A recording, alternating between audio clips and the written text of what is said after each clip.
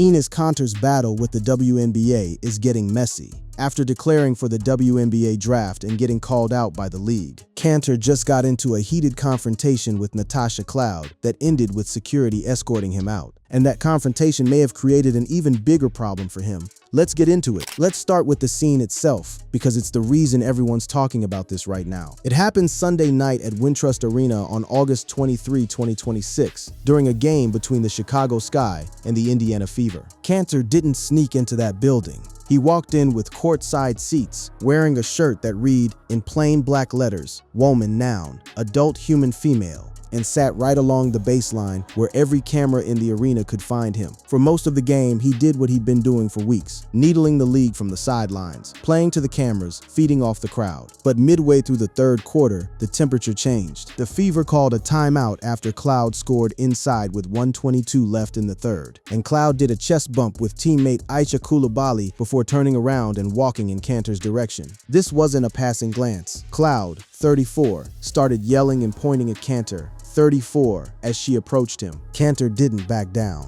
Cloud went to confront him, and he held his arms out and took one step onto the court. That was the moment security stopped treating this as a courtside disagreement and started treating it as a problem. Security and a handful of Sky players stepped in between the two before the dispute could escalate any further. From there, it was over fast. Kanter was escorted from the court area, displaying his shirt as he walked toward the lobby. He didn't leave quietly either. He had a conversation with a group of police officers before he finally departed Wintrust Arena. The broadcast caught the whole thing. The confrontation between Kanter and Cloud was shown live on the NBC and Peacock broadcast. So this wasn't some grainy fan video that surfaced later. It played out in real time for a national audience. And once he was actually in the tunnel, he could be seen arguing with security before he was fully escorted out of the arena. He didn't wait long to respond.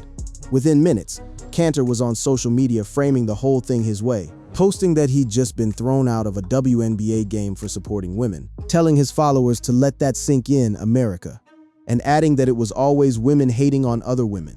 It's the kind of line built for screenshots, and it worked. The post spread within the hour. But here's where it gets messier for him, because he wasn't the only one talking.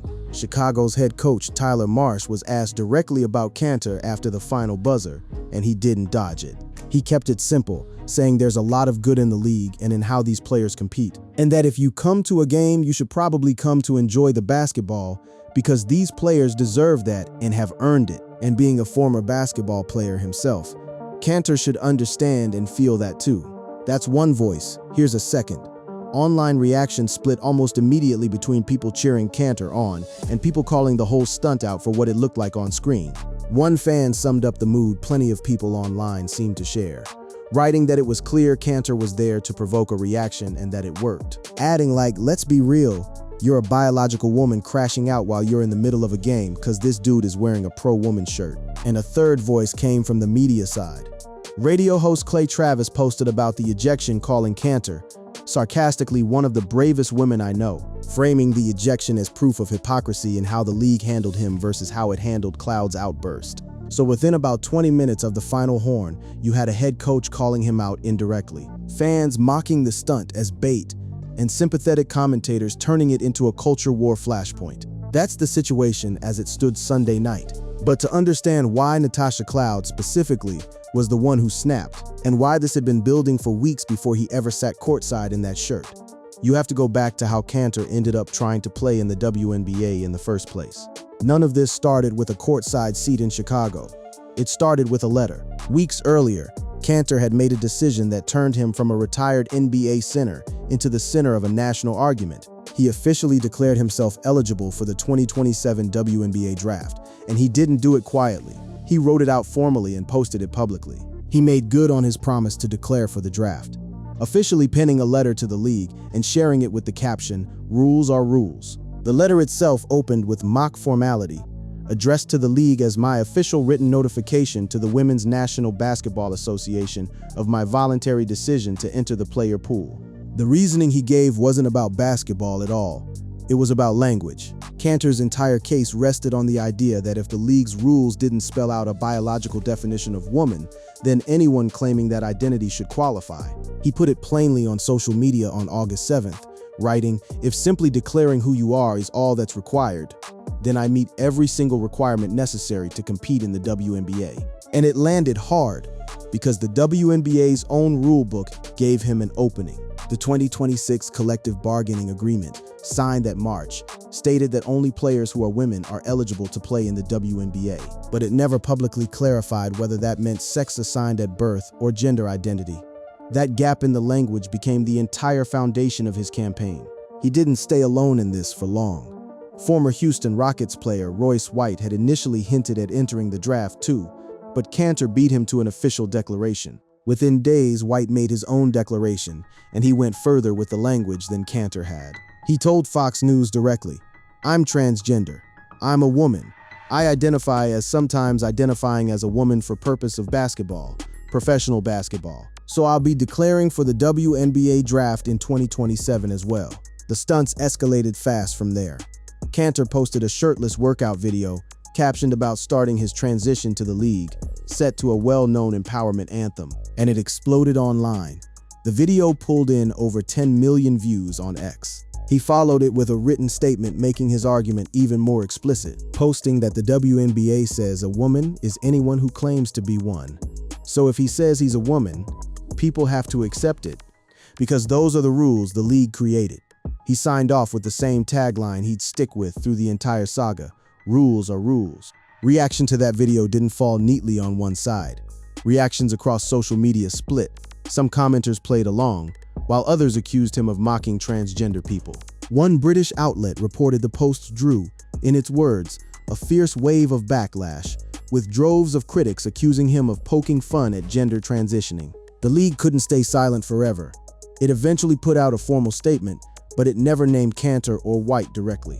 Instead, a league spokesperson told the Associated Press, "There are no immediate eligibility matters affecting the WNBA, and we strongly denounce the bad faith efforts to use these topics to demean or marginalize others."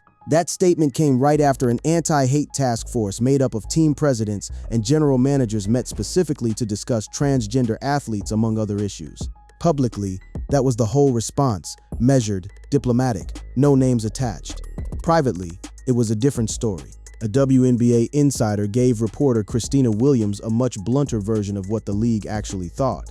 According to that source, the WNBA wasn't taking the draft declarations seriously at all, calling them attempts to sow division and chaos by bad faith actors, adding that nothing was imminent, and the league would follow its own process rather than let outside noise dictate it. Royce White didn't take that quietly. He fired back publicly, and by the time he did, his WNBA stunt had already merged with something bigger, a political campaign. Just days earlier, he'd finished third in the Minnesota Republican Senate primary with 11.2% of the vote, and afterward he announced plans to run for president in 2028, tying his political ambitions directly to his basketball pursuit by writing "We win MVP of the WNBA," and then head to the Oval Office. So by the time Kanter ever walked into Wintrust Arena in that shirt, the league had already tried to shut this down twice, once publicly, once behind closed doors, and it hadn't worked either time. What made Sunday night different wasn't the draft fight anymore. It was personal, and that personal edge traces straight back to one player, Natasha Cloud. If you want to understand why Cloud, out of every player in that arena, was the one who walked over and got in Kanter's face, you have to rewind past this season entirely, because these two have been going at each other for years. It started around the previous Independence Day, when Cloud posted a thread calling America trash in so many ways, and claiming the nation oppresses marginalized groups that we have targeted since the beginning of times. Kanter, who's built his entire public identity around being an immigrant who escaped a regime that jailed his own family, took it personally. He responded that he was heartbroken by her comments and said he couldn't understand how uneducated many athletes were about the state of liberty in other countries around the world. He didn't stop at a tweet. He offered half-mockingly to personally fly her and anyone else who agreed with her to visit an authoritarian country of their choosing, saying, "I will buy their ticket, first class, don't worry, and I would like to take them to some of these regimes out there." Cloud didn't back off either. She replied that she respected him, but asked that he show the same respect for her lived experience as a black gay woman in America. Kanter took the fight to television next, going on Hannity and drawing a direct comparison between his own background and hers. He reminded viewers that while Cloud was raised in a township in Pennsylvania, he was raised in Turkey, where he says he still has a bounty on his head from the Turkish president, whom he's called a dictator. He went further, claiming his name had been placed on Interpol lists and that he'd faced a dozen arrest warrants from the Turkish government in under 9 years. That's the backdrop. So when the WNBA's off-court controversies kept piling up this season, Cloud was already positioned as one of the league's most outspoken voices, and she kept getting louder. When the league's ongoing sex toy disruption problem flared up again in a game against the Golden State Valkyries, Cloud didn't hold back on the men she believed were responsible. Calling the whole situation weird, she told reporters afterward that the men throwing objects onto the court showed they were extremely weak, and that it said a lot about how they felt about women. That comment, branding the men behind the disruptions as weak, is the exact line that Kanter would go on to needle her about days later, tying it directly into his own campaign. Multiple outlets noted that Cloud's swipe at weak men throwing objects onto WNBA courts became part of the tension that boiled over when Kanter showed up at her game in that shirt.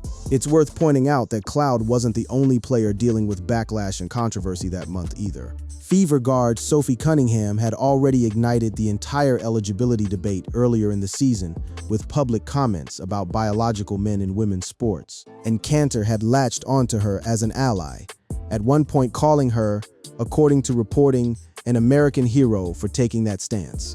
That connection matters because before the Fever Sky game even started, Kanter had joined a small rally in support of Cunningham outside the arena. So Cloud wasn't confronting a random provocateur who'd wandered into her building. She was confronting someone who'd spent the better part of a year publicly attacking her patriotism, aligning himself with a teammate turned rival's cause, and showing up to her own game wearing a shirt designed to bait exactly the reaction he got. As one fan online put it while the clip circulated, this had all the energy of two people who'd been building toward this moment for a long time, not two strangers colliding by accident. That's the personal layer underneath Sunday's blow-up. But Cloud and Kanter weren't fighting in a vacuum. Their confrontation happened inside a season that had already turned WNBA arenas into something closer to a battleground, with disruptions, suspensions, and rallies stacking up week after week before Kanter ever sat courtside in Chicago. To understand why one man in a t-shirt could shut down play at an NBA broadcast game, you need to see the pattern that came before him. Because Wintrust Arena wasn't the first time a WNBA game got interrupted by this fight. It was one of several. The trend that set the tone actually predates this whole draft saga by more than a year. The first of a string of incidents involving objects thrown onto WNBA courts happened in a game in Atlanta in late July of 2025. And it happened again days later in Chicago. Sophie Cunningham herself became a target of it, getting struck by one of the objects during a game against the Los Angeles Sparks, on the very same day she'd publicly worried aloud that a player might get hit. That first wave didn't stop after a few incidents either.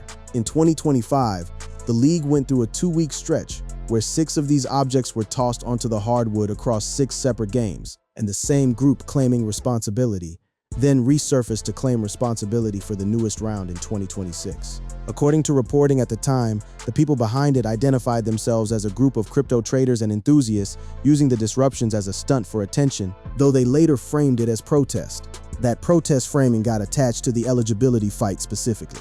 According to reports, the people behind the incidents claimed they were protesting the league's handling of transgender athlete eligibility policies, posting that they planned to continue the disruptions until the league stated that only biological women were eligible to compete. The league didn't just shrug this off.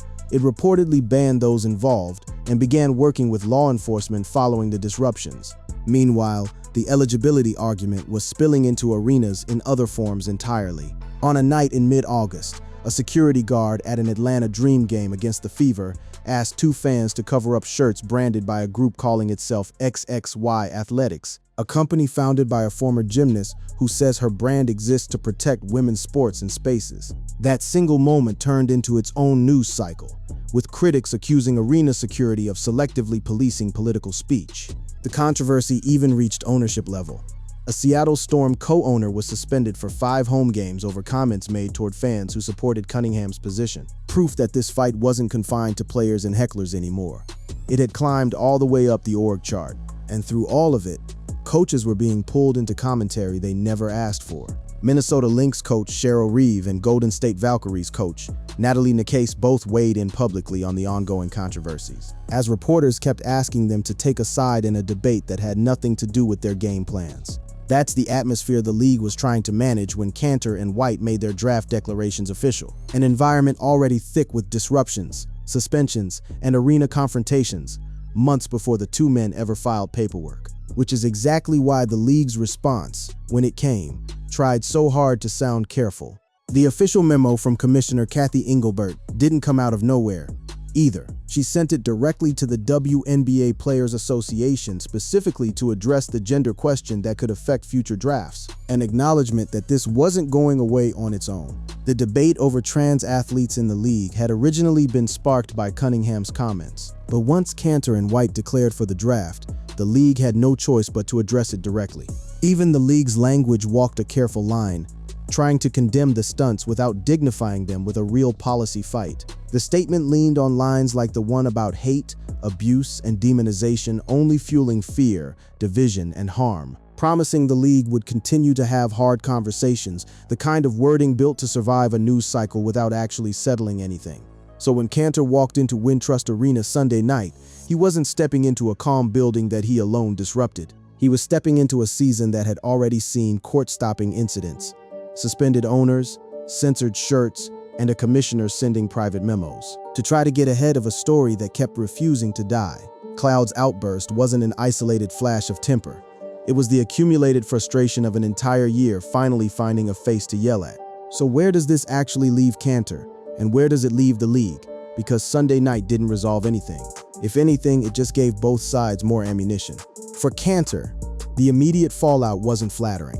Multiple outlets covering the ejection framed it less as a principled stand and more as a stunt that got exactly the reaction it was built for.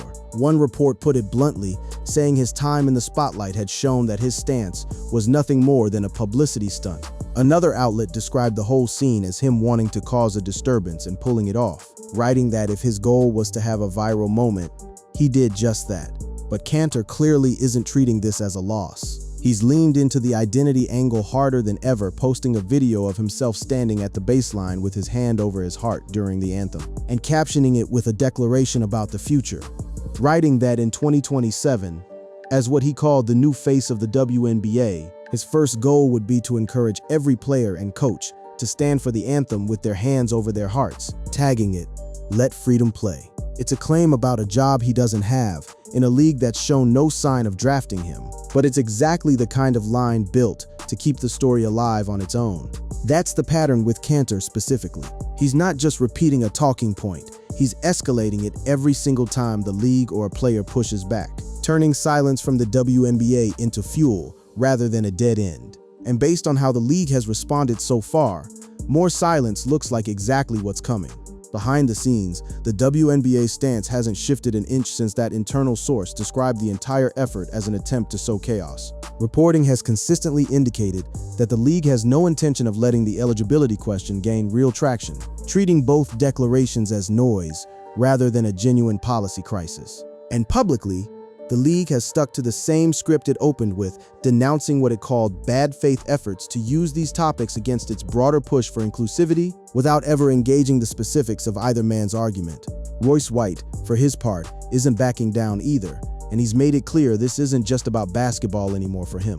He's called the league's handling of the situation a decision that ignited fierce debate and has openly floated the idea of taking this further than social media posts. Reporting has noted that with White already raising the possibility of a legal battle, the league may eventually have to respond with more than a statement. Whether that actually turns into a courtroom fight over the CBA's language remains to be seen, but it's not an empty threat he's made once and dropped. He's repeated it as his platform has grown alongside his political ambitions. Meanwhile, the players who've been at the center of the on-court chaos are trying to keep the focus somewhere else entirely. Across the league, players have repeatedly urged fans to keep their attention on basketball rather than the off-court controversy swirling around every game, a request that's gotten harder to honor every single week this season, given the sex toys, the shirts, the suspended owner, and now the courtside shouting match between one of their own and a retired NBA center in a t-shirt. Sky coach Marsh's comment after Sunday's game might be the closest thing to a consensus opinion inside the league right now. His message wasn't really about the eligibility fight at all. It was simpler than that. Come to the games to watch basketball. Let the players who've earned their spot do their jobs. Everything else is noise that the people actually competing didn't ask for. But noise doesn't fade just because the people it's hurting ask it to. Fan reaction to the ejection has already split into predictable camps. Supporters treating Kanter as a martyr for a cause. Critics treating him as exactly what that one fan called him online. Someone who showed up purely to provoke a reaction and got exactly what he came for. Both camps have kept posting, kept arguing, kept clipping the confrontation with Cloud on loop days after it happened. And that's really where this sits right now. Kanter's still technically on track for a draft declaration nobody in the league is treating as real. Royce White's tied his basketball stunt to a presidential campaign that's only getting louder. Cloud and the rest of the league are still absorbing disruptions nobody asked for, week after week, while trying to just play out a season. And the commissioner's office is still sending private memos and public statements that name no one, hoping the entire story simply runs out of oxygen on its own. It hasn't yet. If Sunday night proved anything, it's that every time this story looks like it might quiet down, someone, a player, a fan, a former center in a courtside t-shirt,